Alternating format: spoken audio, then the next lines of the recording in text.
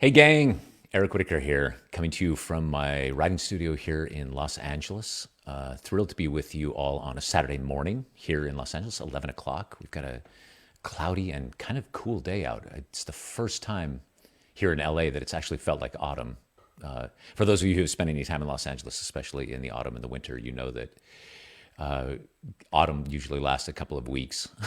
That's it. Then we're back to summer, usually even around the first of the year. That's when you take the third seasonal picking of the oranges and lemons off the trees. It's a surreal place. But today it feels very autumnal. So I guess it's 11 o'clock here, 2 o'clock on the East Coast, and then 7 o'clock in the UK, which is where our guest is joining us from today. Gerard Cousins is just an extraordinary guitarist, and I discovered Gerard over the internet, actually.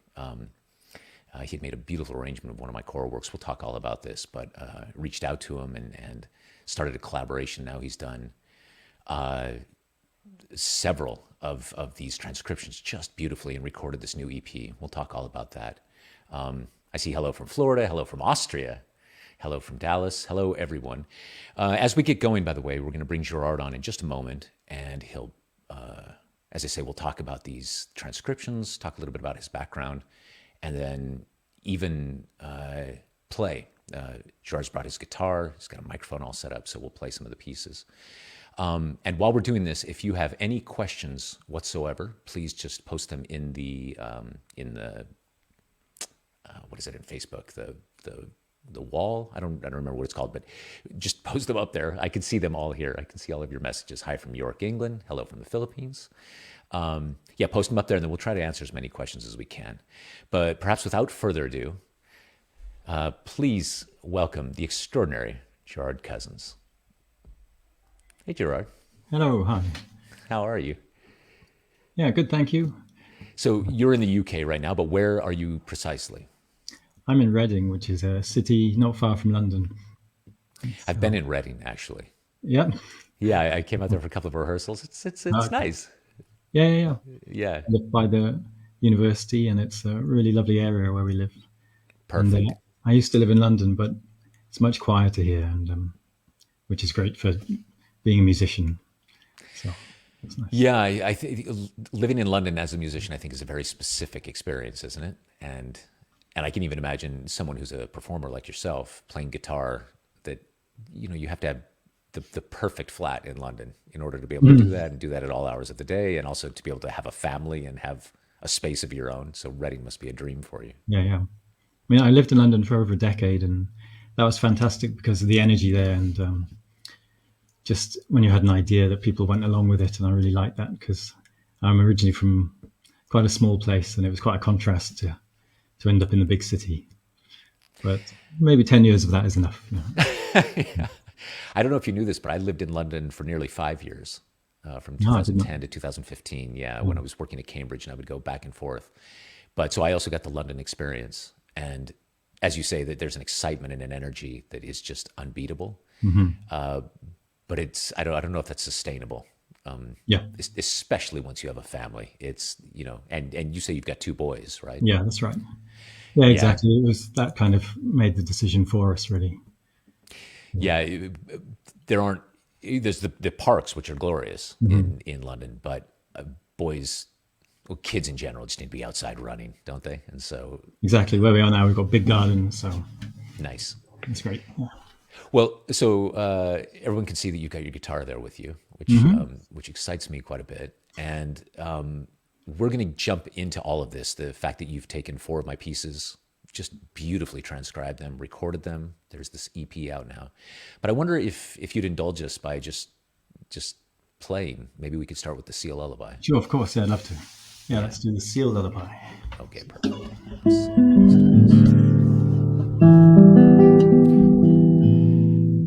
For those of you just tuning in, this is Gerard Cousins, and he's about to perform his transcription of my choral work, The Seal Lullaby.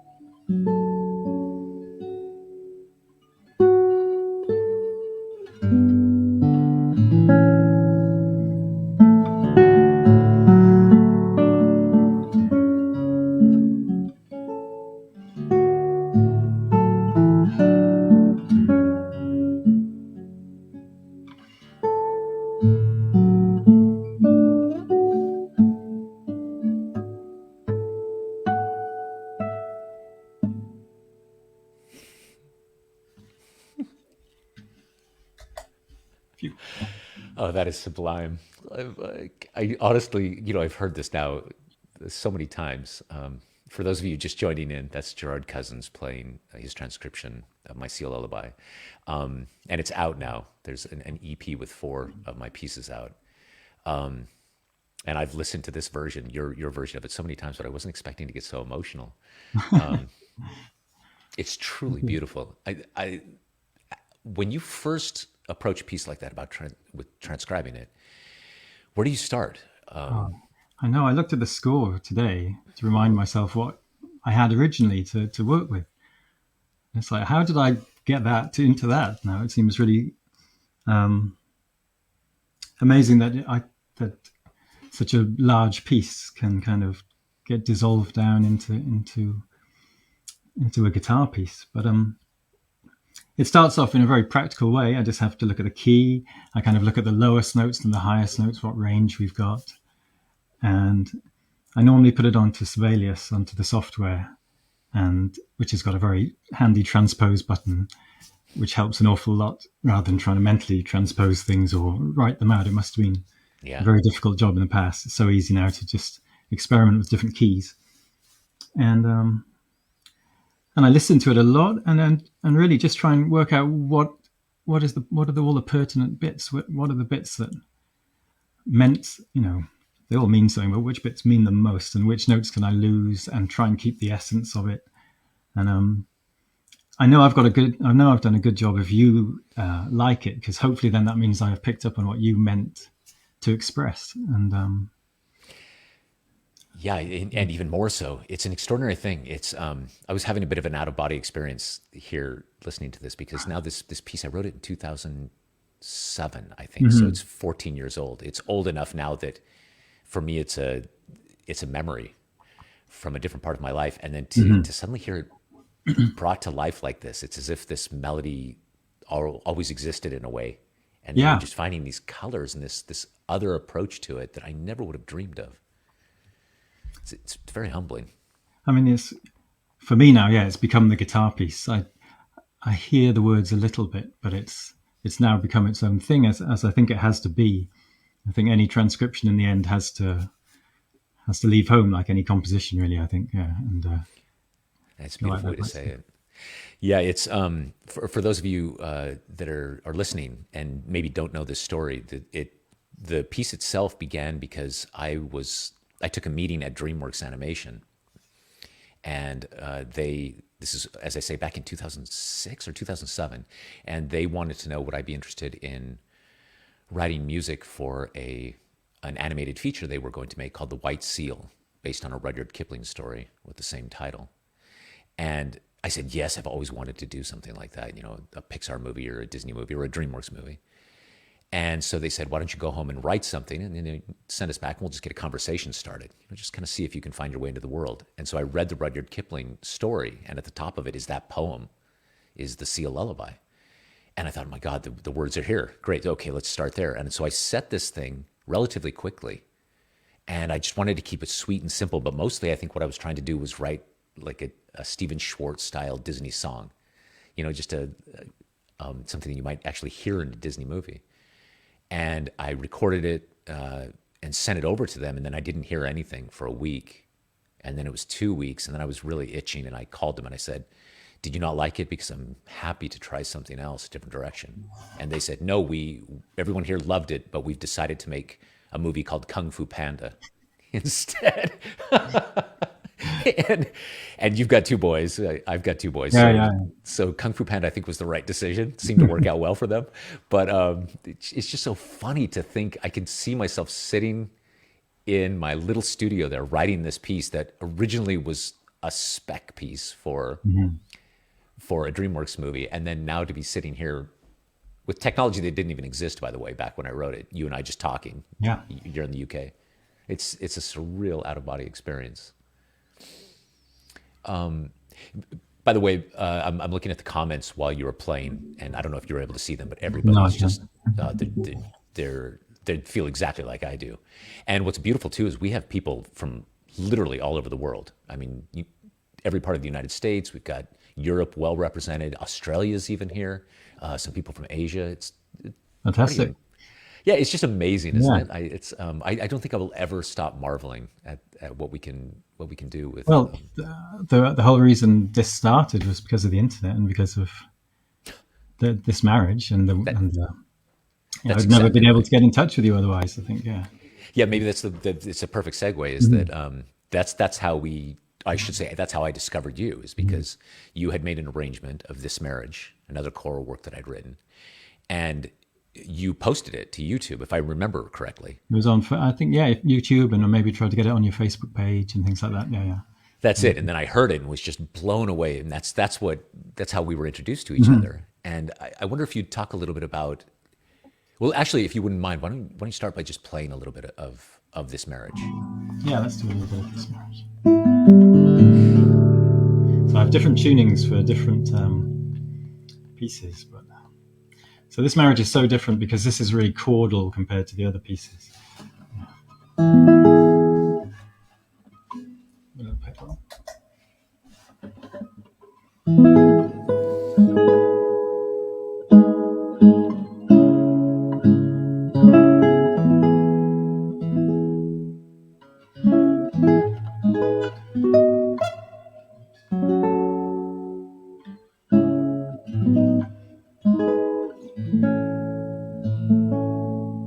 So this one, yeah, it's a very different feeling to the others. And I was amazed. It made me think, did you play the guitar? Did you write this on the guitar? I didn't. I didn't. Thank you for asking. I'm not a good guitarist. My son is an excellent guitarist, but I am definitely not a guitarist. 'Cause- Does it feel guitar-esque? Yeah, because a lot of the chords are the tenor and the bass parts are in fifths, and that's really the way guitarists play chords.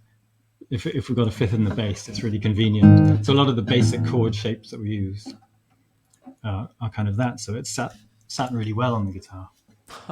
and that was because I from the beginning I never thought choral pieces are going to work on the guitar. I just thought it was a crazy idea. But so the story of this marriage and me personally was when I got married on my wedding day. We had a small ceremony, and I knew everyone who was in the room apart from 4 people, and I was very suspicious. And I said to my brother, like, "Who are these people? Why are they here? Why? Whose seats are they taking?" And then when we were doing the signing of the register, these 4 people got up, and then my friend, unfortunately, he's passed on now, Jonathan Leonard, who is a choral composer, a conductor, got up and started conducting this marriage. And these 4 people who were members of Polyphony, I think, who did a really lovely CD of yours back in the day. I mean, it's fantastic. They sang this, and I was absolutely blown away, and my wife was as well. And the poetry, the Rumi poetry, it's just wonderful piece. And that started it all off. And because I was so inspired by that, I thought, let's just see what happens if I try and play that on the guitar. I wasn't really expecting much. I thought it would just be for my own pleasure, that I could sort of remind myself of my wedding day and play it. And it sounded really nice. So I recorded it and made a video and sent it to you, and it It's began. beautiful that you tell that story. I didn't know that story until now Yeah, so of your interest, and you hear that in the way you play it. You absolutely hear it. There's a kind of a sacred quality to the way you do it. thank you. Yeah. And I went to a wedding in Belgium last year, actually, and I was asked to sing it. I was singing the bass part, just 4 of us. And I'm from Wales, so I sing. We were in choirs all our lives there, but I'm in no way a professional singer, so that was quite daunting to put the guitar down and sing in front of people like that. But that was a lovely another angle to take, and to sing it for someone else's wedding. It's just lovely the way it gets passed on, kind of thing like that. How So gorgeous. Yeah, it's the poetry, for those of you who don't know, so the original choral work is called This Marriage. And this also was written around exactly the same time. I think I wrote it back in 2005. And the poetry, it's by the Sufi poet Rumi. And it's, God, at this point, the poetry is 800 years old. And to me, it's full of the most profound wisdom. And I've always thought it's the blueprint for a successful marriage, right? That if you can just do those things that Rumi is saying, that he's hoping for, and my favorite line in all of there is, "May this marriage be full of laughter." I've always thought that's the key. If the marriage is full of laughter, you've got a great shot. And yeah, I feel like that is in a way a sacred text, and just and it's as I say, you somehow capture. Yeah, there's an elegance to your transcription that makes it as poignant. Thank you. Yeah, as without the text. I always wonder whether with instrumental versions of text songs, whether we can convey the meaning of the words purely through the sound. And because I'm thinking of the words all the time when I play that, and I've no idea if it can work, but people seem to like listening to it. So it's not just a boring bunch of chords now without the words. Somehow a message gets sent across, and maybe that's you choosing the right chords for the sentiments, or I mean, it's a mystery, and that's Yeah, maybe. It's funny. I think even less than harmony for myself as a composer, and now we're really going to start getting into the weeds here, but I'm fascinated by prosody, right? By the way that one would say the poetry itself. And from having transcribed this marriage has no bar lines. It's just, and that was very, very intentional, which the idea is just sing the rhythm of the words as well as they were translated into English, but just say them. And so actually, when I hear you play it back, I hear the shape and the music of the language without the words themselves. And I have this half-baked theory that in some cases, that's all one needs. That there's so much emotional information embedded in just the shape of language that actually it makes it across the transcription barrier. Yeah, I think Frank Zappa would agree with you on that. He's a guy I've studied, and I like his music a lot. And he was very much in his guitar playing was all about this idea of sort of speaking literally through the music. So using words and the prosody, the sort of intonation of the language, rather than playing scales and basing your music on that. So a lot of his inspiration was from that. And then you can get some amazing rhythms as well, rhythmic ideas, just from seeing how people speak. Yes, And absolutely. I'm working on a thing right now. This is my days, and I'm setting Marcus Aurelius. I'm setting it in English and not the ancient Greek, but it's 100% built around the rhythm of the language. That's first and foremost everything that I work with. So in a way, the harmony is almost secondary to me. And I like how you say, this marriage. Then, if you strip it of all of its words, it could just be a series of simple chords. But I'd like to think that underneath it is the architecture of the text itself, of the poetry that somehow is embedded in the shape of those phrases. Yeah. yeah, that's one thing I've done with all these transcriptions as well. I haven't altered the structure at all of any of the pieces. I've sort of kept true to that because you might think it might be a good idea sometimes to maybe shorten them or something, but they didn't need. I didn't want to do anything to them. I'm thank you. Yeah. that means a lot to me as a composer. We've got a few questions coming in too, Gerard. Why don't we stop for just a moment? So this is from Ann Baltz or Ann Baltus, who Nice. says, "Really gorgeous guitar. What kind is it, please?" Yeah, this is a lovely guitar. I've got to thank my friend Roger Debris who kind of loaned this one to me. This is just what I would call a very simple Spanish classical guitar. It's made in Granada in the south of Spain to quite a traditional design. It's by a guy called Antonio Marin Montero, who's been making beautiful guitars for many years now. I think he's in his 80s now. And it's a spruce top, and it's got beautiful Brazilian rosewood back and sides with the lovely patterns Wow. on it. Um, and I've been playing this guitar personally now, I think for about 10 years maybe. It's got a fantastic lyrical quality to it, really, really beautiful. And you can really get the lovely sort of vibratos, really. They just come across so easily on it. Um, yeah, beautiful guitar, beautiful guitar. It's fascinating, isn't it, the relationship with the instrument? I've got a Yamaha. You can't see it here, but when we go full screen, just sitting back here, and it's funny now how as I compose the piano itself, the instrument, the way this specific set of wood and metal responds to the way I play has become an essential part of my compositional process. And you must feel the same way. I imagine some of the transcriptions and performances would be different if you were on a Yeah. different guitar.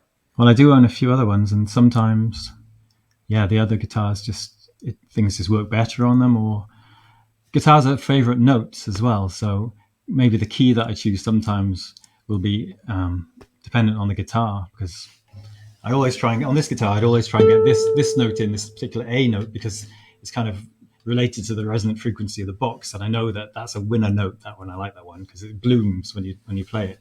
And on like one of my earlier guitars, it was a G sharp that did that. So it's quite a big difference. I guess it's actually a very subtle difference, but to me at least, that's a very big difference. Gerard, of the third of the four lullabies that you've transcribed is Goodnight Moon. Yeah. And Goodnight Moon has an incredibly special place in my heart because is it a well-known book in Well, Wales or in the UK? when I was young, we didn't know it, but when I had children, we did know it. So this was one that we read to our children. You did. Yeah. So that was Yeah, nice. it's here in the States. It's I'd love to hear people in the comments if you have experience with this book. But as far as I know, everybody has it. It's just beautiful, and my son, who's now 16 years old, for the first 4 years of his life, I literally must have read it to him 1,000 times, and so it became more than just a book or even a thing that I set to music. It became every time I think about that piece, I think of just those countless hours laying in bed next to him and reading the book before he went to sleep. Oh yeah, look, everyone in the comments is saying, read it to all my babies, read it to my kids every night. Yeah, it's just one of those books. And so it's unbelievably personal for me. And then what you did with your transcription, just yeah, would you mind playing a little bit of it and Let's we'll try a talk little about it? bit. Yeah, here, let's do this. So up until not too long ago, I'd done this in a different key, and I don't think it really had worked as well. And then, because of my experience, I did a Philip Glass album last year, and the experience I learned transcribing that, and retuning a couple of strings here and there made a big difference. And I thought, I know what, maybe if I retune the guitar and change the key, it'll work. And it's much better now.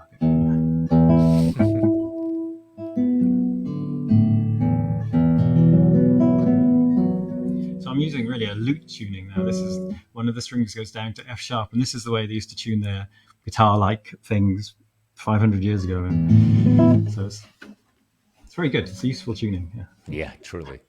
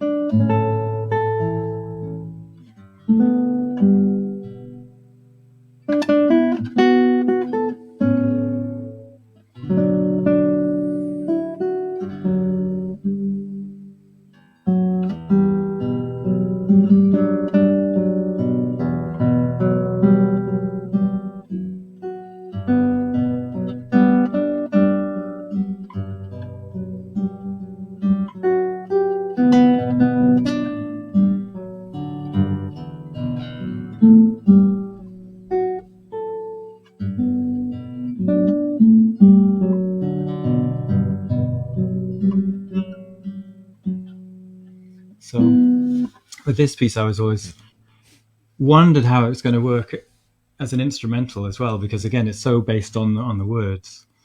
So, but somehow it does, and I don't know if I've quite memorized the entire text, but I think about little mice and things when I'm playing. Yes, somehow this one is it. I find it so perfect for guitar. I really think, in a way, I like it.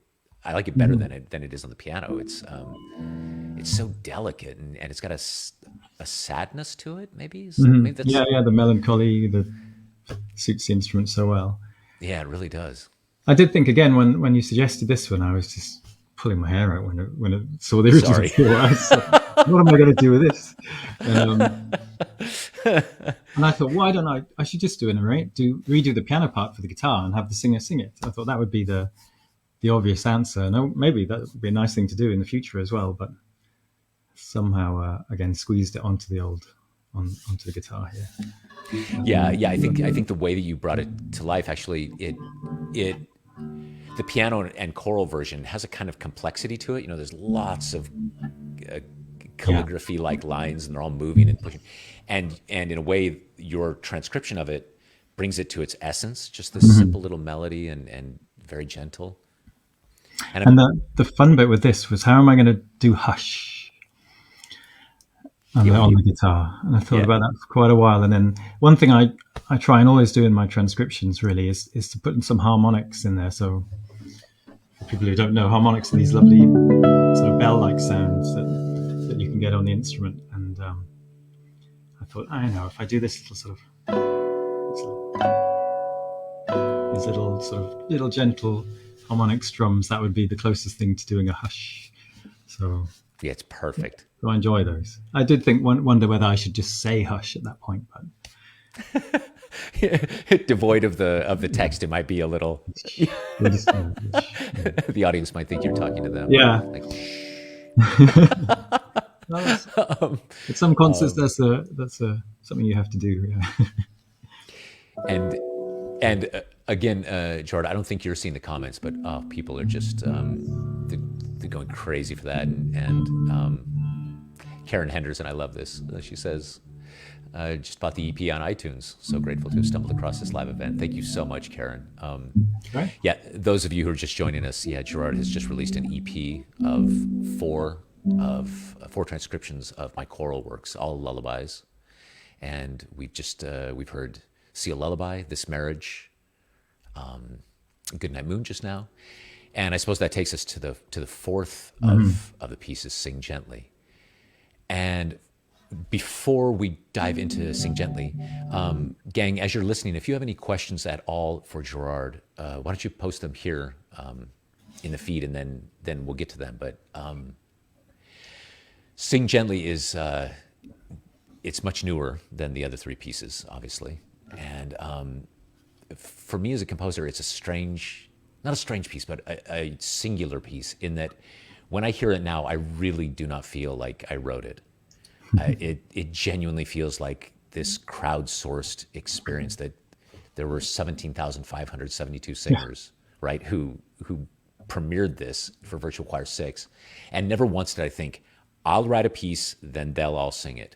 Mhm. Genuinely, I thought, we're all doing this thing together. And so how does this feel? What's the shape of it?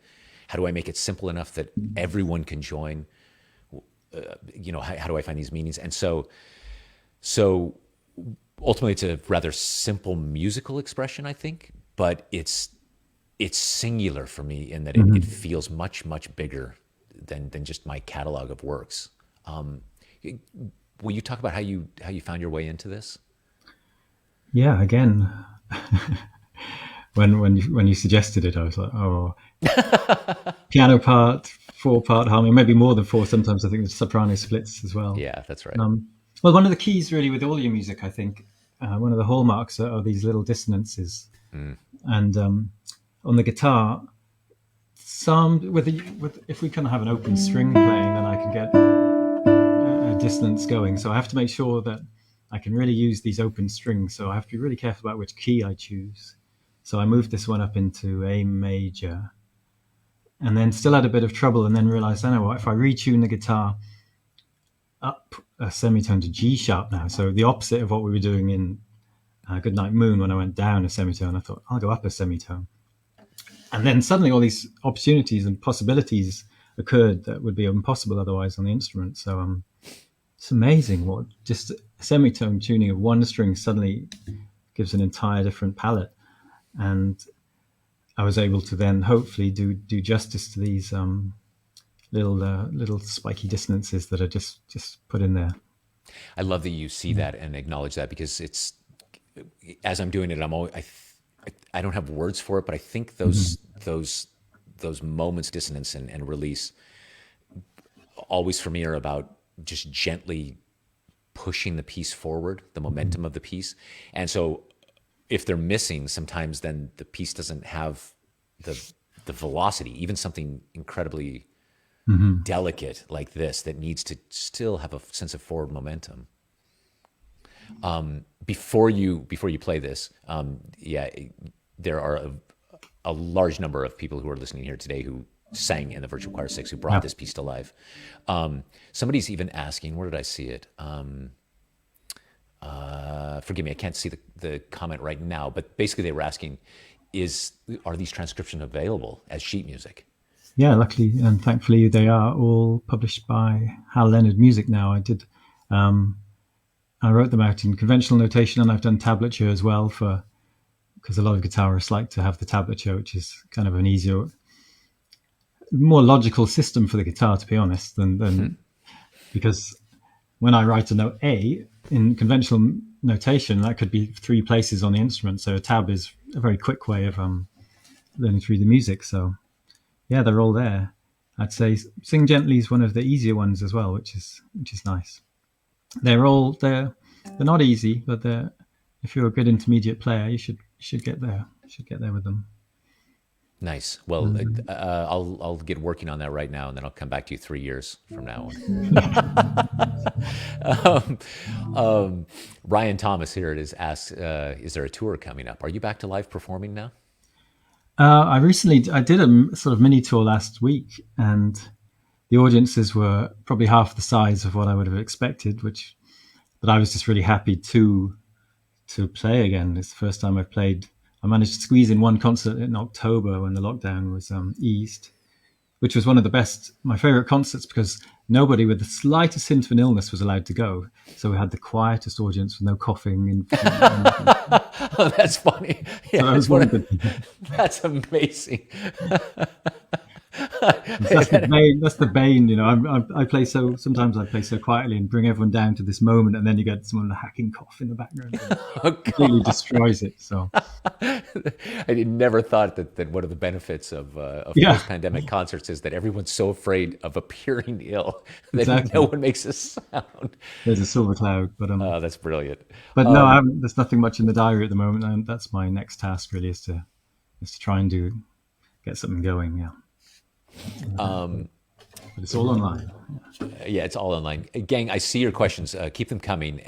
But what I thought we might do is, well, actually, why don't we answer a few questions, and then we'll finish with a performance of "Sing Gently." This is an interesting question. Nick Fletcher asks, "Are there any vocalists you would like to work with?" Well, I have been working with a singer called Emily Gray, who's a mezzo soprano, and I've been doing some lovely things with her. But no one in particular, really, apart from Emily. If you've got any ideas, Nick, then suggest them away, please. Yeah, Yeah, you might have a fair few just here in the yeah, of in the course. Yeah, chat yeah. that might be interested. Oh, here, I wanted to ask you this, Eric. Did you know there are pieces written for the guitar and choir? I was going to add. It's Yeah, funny. So, in fact, look at this. So, here's a question right here. yeah, Yeah, have you considered collaborating on a piece for choir? And so, my first thought, and tell me if I'm wrong, is that it's exactly what you talked about: how gentle and delicate the sound of the guitar is. And I would be so worried that a choir, no matter what they were doing, would just overwhelm the sound of the guitar. well, that's what I thought as well. I did. There is a piece by Castelnuovo Tedesco, who was an Italian composer who came over to Hollywood in the sort of Nazi era, I think, and then had a career writing Hollywood film music. But he did one using Lorca poems, and I played it last year, and I was amazed. I did have an amplifier, and the choir was maybe 16 strong. But if it's written well, just like the Rodrigo guitar concerto as well, no one ever believed that you could pit a guitar against an orchestra, Yeah. and to some extent you can't. It was not, it's always it's always nicer with modern amplification. I think it's nicer to have that boost, but it is possible. And if you have a very disciplined orchestra and a good conductor, then you can balance it. But yeah, it's tricky. It's tricky, but not I'd impossible. love to try it. I mean, what I've discovered for myself as a composer is that so the basic instruments, or not the basic instruments, but the standard instruments of an orchestra generally are learnable in terms of how to write for them. Even strings, which are incredibly complicated and can do all kinds of different things. There's enough literature that you can really look back and see, okay, this is how Mozart wrote, this is how Bach wrote, this is how Stravinsky wrote, and get a sense of, okay, here's what's possible on the instrument and what's ergonomic for the instrument. From what I understand, very, very few classical musicians write well for guitar. And the name I always hear is Benjamin Britten, that somehow Benjamin Britten's guitar pieces are written as if he played guitar. They're difficult, I hear. Yeah. Well, he worked closely with Julian Bream, who probably chatted to him a lot about what was possible and what wasn't, and made very few alterations to the score, actually. I mean, Andres Segovia really was the guy who commissioned so many non-guitarist composers to write for him, and he really had a major input in the editing and suggestions. So a lot of the repertoire that we play, that we think is by sort of Tedesco maybe, or Manuel Ponce or Torina, they've all got the mark of Segovia on them. And nowadays people like to find the original manuscripts and go back and see what the composer actually wrote, which often is impossible. But yeah, it's not always easy. I mean, I'm fascinated. I do a lot of composing, especially for the guitar, and I'm always finding sort of new tricks and new ways of doing things. And it's like, how would anyone who doesn't have such an intimate relationship with the guitar find these things that I'm managing to find? But then on the other hand, sometimes there's something wonderful about someone who doesn't know anything about the guitar going in and might get lucky. Yeah, I mean, I would love to try it. It just seems so. Even something like you saying, so I just retuned one of the strings, a semitone, and that opened up all these possibilities. In my world, I can't even imagine if somebody said to me, okay, all of the black keys on the piano are now up a half step. Yeah. What? I can't imagine how you, as a guitarist, are just used to this kind of malleable nature of the instrument. Yeah, I wonder as well sometimes. I mean, to be honest, a lot of times I'm not thinking notes when I'm playing. Like, I studied piano when I was younger, and when I play the piano, I see letter names, and I see triads. And on the guitar, it doesn't feel that way at all to me. It's a completely different experience playing the guitar. It's very, very mysterious. Yeah, yeah. Yeah, it's a part of you now, right? It's inseparable from the way you even think probably about music. but you know, the piano, you have the low notes down here and the high notes up here, and there's one of each, and it's just a beautiful, clear palette in front of you. And the guitar just doesn't work like that at all. So Yeah, not yeah, at it's all. bizarre. Yeah. Gerard, Alex asks, how did you discover your passion for playing guitar? When did that begin for you? I think really I have to blame my older brother who got in a band, and I realized how cool it was to be a guitar player. In fact, I just wanted to be in a band originally. I said, like, Mum, I just want to play bass guitar so I can get in a band. And she's like, no, you'll learn classical. And I went, Really? yeah, I went to this wonderful teacher. I was a sort of young teenager at that point, and my first guitar teacher, Jeremy Herbert, sort of took me under his wing, and straight away I just fell for this instrument. I loved it. And then I played a lot of electric guitar as well, and rock music and things in my teenage years, because you've got to try and, you've got to play music that people want to listen to. And the classical guitar music is often, no, it's a niche. It's a niche. And then at university I went and did a music degree, and maybe a little bit before going to university I became more obsessed with the guitar, and really all about the colors that you could get. I had this wonderful guitar that my parents got for me in Spain that was a very good instrument, much better than a sort of intermediate player would normally have. And that guitar always kind of did more than I asked for it. So it always kind of led me to things. And the fact that, if you play one note, in the differences you can get from just moving where you pluck the string, let alone how you pluck the string. There's another world of sound in there. So everything just got honed down into this very small world of detail, really. And that's where I am now, just sort of trying to do these kind of micro expressions, really. And that's what we got in Sing Gently. It's that very small, concentrated kind of sound world. Yeah, I loved how you did that in this transcription of Sing Gently. How you we used this word before, but distilled this a little more complex piece into really just its bare essence.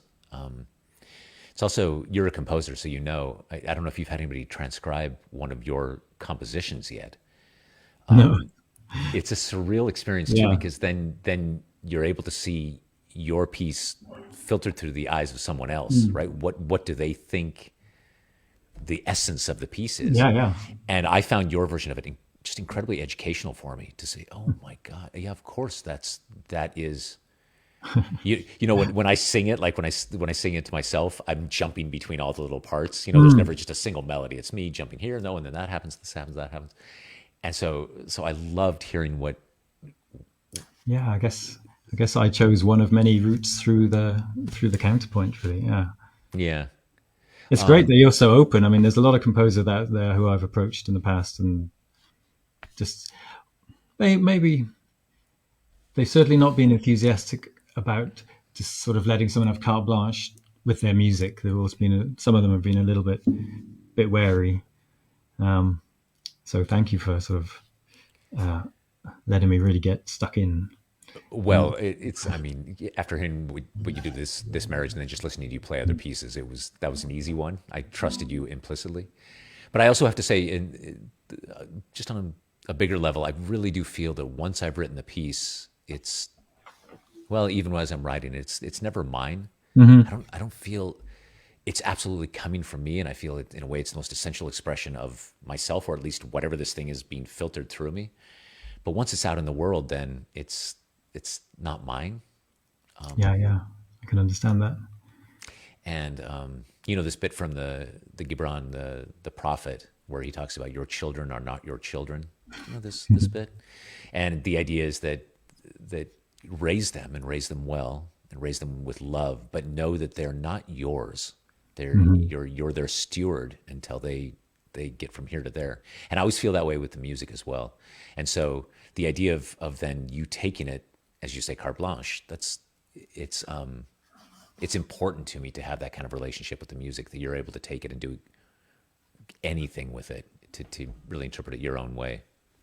I did have one bit of feedback from you with this because I made a demo soon after I'd made it, and I tried to put everything into that interpretation. So I didn't really change the notes since then, but I was trying to do these grand gestures Yeah. and try and do it all within in the whole piece. Whereas the feedback I got from you was just, it's called Sing Gently. Just keep it gentle, and it's like, of Yeah. course, it's all you need to do. Yeah. I'll tell you. I mean, I don't know if you feel this way. The older I get, I always feel simple is it's better. It's just Yeah, let's go for the simple answer. it made total sense when I heard it. It was like, yeah, of course, yeah, It's, it's in the title. that's funny. So, is this the only piece you've written where you did the words as well? By the way, It's an interesting question. So, yeah, I did write the text for this. I've written now a little chamber opera called "The Gift of the Magi." It's a Christmas chamber opera. I wrote all the words for that, and then it's a little known secret that I have out there that I also occasionally write poetry under a nom de plume, all right. and his name is Edward Esch, and so he wrote the original poetry for Luxarumque and Glow, and a couple of other pieces. And for the longest time, it was just I think I was actually just giving myself cover from critics. Sure. I saw early on that composers should not be writing their own words. That when you did that, you really got hit hard by the critics. So I just thought, okay, I'll bypass that by just putting a fake name on it, and it worked. Suddenly, the lyrics were just unimpeachable. Nobody dealt with them. And only recently have I thought, no, okay, I'll own this. And I have to give credit where credit is due. I don't know if I've ever spoken about this publicly, but initially, I had written "Breathe Gently" instead of "Sing Gently." And looking back now, I mean, besides it was a rough version of it. I certainly was going to change it, but it's completely inappropriate for for a COVID pandemic anthem. "Breathe Gently." Yeah, But that was it was the idea I wanted, was this just sense of breathing and being delicate. And it was Claire Long, my manager, who suggested to me in this really beautiful email, "Have you considered Sing Gently?" And I thought, oh my God, that is truly beautiful, and that refocused everything for me. Yeah, so Claire, I'm sure she's not listening, but thank you. yeah, great.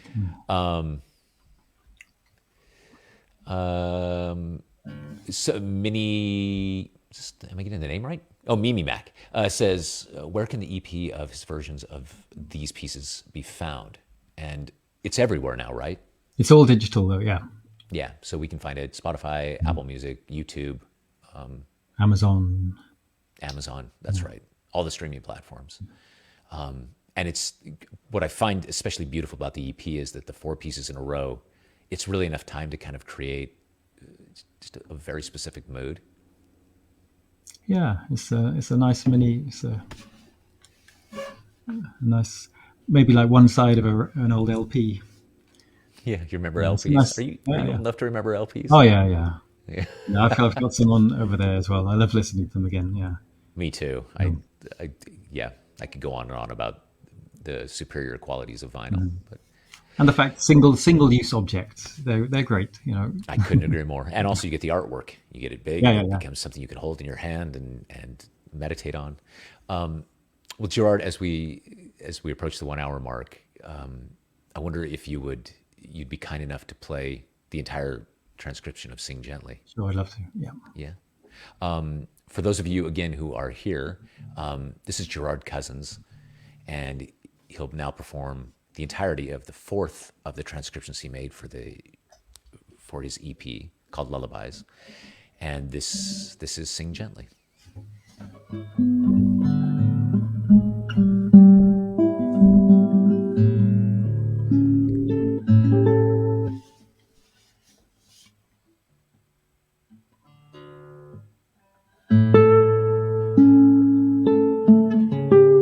Oh, I've got to retune. Sorry, Oh, that's right.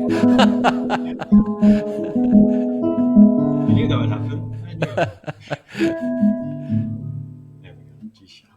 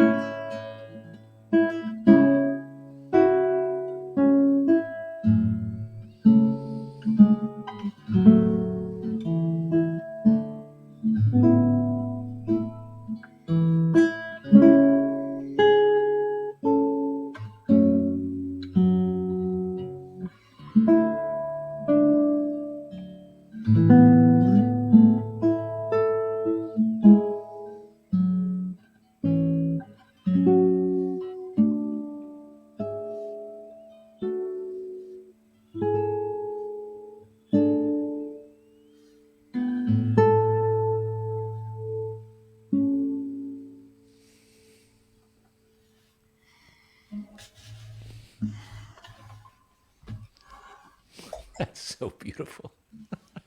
Thank you.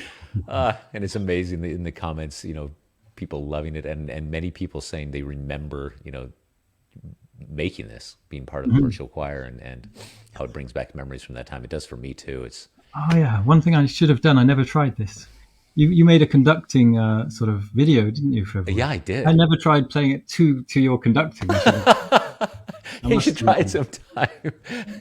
I'm expecting an email from you saying, "I can't follow you. What are you doing?" You get one or two of those. It would be super interesting if you did that, George, just for the fun of it. Is that then we Yeah. can, if you played with that, then we could give you just the vocal tracks, and you could replace the piano. You could do a guitar and Wow. Yeah. vocal. We can mix it. It might be fun, wouldn't it? Yeah, that's amazing. And then performing with 17,500 If I singers. mean, if you can mix 17,000 people together, then it won't be too hard to put a guitar part on there, I think. It's funny. People ask about that all the time. It turns out it's easier than doing a small group. I find the virtual choirs with, let's say, less than 50 people, that's really tough to get them to balance all together. But when you have 7,000 sopranos, blend kind of happens naturally, Yeah, if you know yeah, what I mean. yeah, Yeah, the rough edges get smoothed out pretty quickly. It's just a lot of work. yeah. Well, for all of you who have been listening, once again, this is Gerard Cousins, and he's made this beautiful, beautiful EP called Lullabies, and it's available now on all streaming platforms. I see some of you saying that you're going to go check it out or buy it. Thank you so much for that. And Gerard, on a very personal level, just thank you for treating these pieces so tenderly. I can't tell you how humbled and honored I am by that. Well, thank you. It's been a great experience doing it, and I hope lots of guitarists start playing them as well, because I think they're great additions to the repertoire. So let's see. Yeah, this would be, I can't even imagine seeing people start to pick up the sheet music and recording their own versions of it online. Wouldn't that be beautiful? Yeah, I hope it happens. Well, again, thank you. And all of you who are here, thank you for spending this hour with us. I think Gerard and I said, we'll do half an hour or something. We'll kind of Yeah, go through the maybe tunes. 20 minutes. And then the other strange thing about the internet now is I feel like we're, we know each other. We're starting to become friends. We've never met in person. We've never. So I'll be over in London Yeah, after the first of the year. So let's definitely plan on come getting see a you. beer Yeah. and just meet each other in person. Yeah, that'd be nice. Yeah. Again, thank you, everybody. Thank you so much, Gerard. And Thank be you. well. Goodbye. Bye bye.